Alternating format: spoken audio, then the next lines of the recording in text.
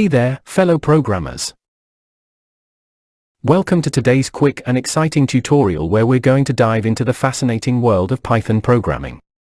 Whether you're just starting out on your coding journey or you're already an experienced coder looking to brush up your skills, you're in for a treat.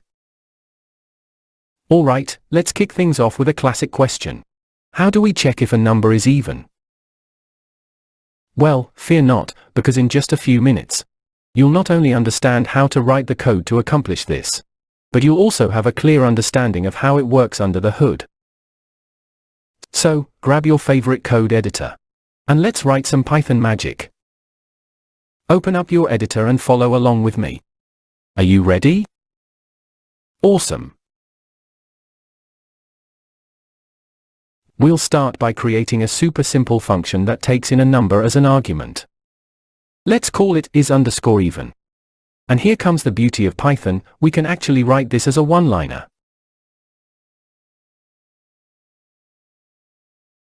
Now, let me break it down for you.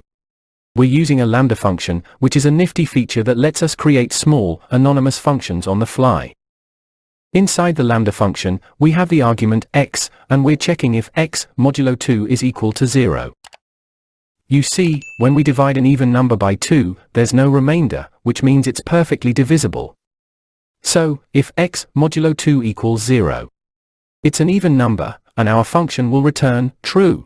Otherwise, it's odd, and our function will return false. How elegant is that? But you know what's even cooler? Seeing it in action. Let's fire up our Python interpreter and give it a whirl. Alright, here we are in the Python interpreter. Let's test our is_even function. And just like that, we get true for 4 and false for 7. Our function works like a charm. And there you have it, folks, a lightning-fast way to check if a number is even using Python. Whether you're new to programming or a seasoned pro, mastering these simple yet powerful techniques will undoubtedly level up your coding game. So, keep experimenting, keep coding, and keep pushing the boundaries of what you can create.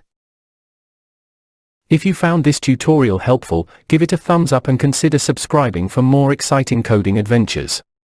Thanks for joining me today.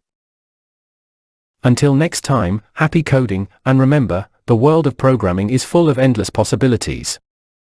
Stay curious and keep exploring. See you in the next one.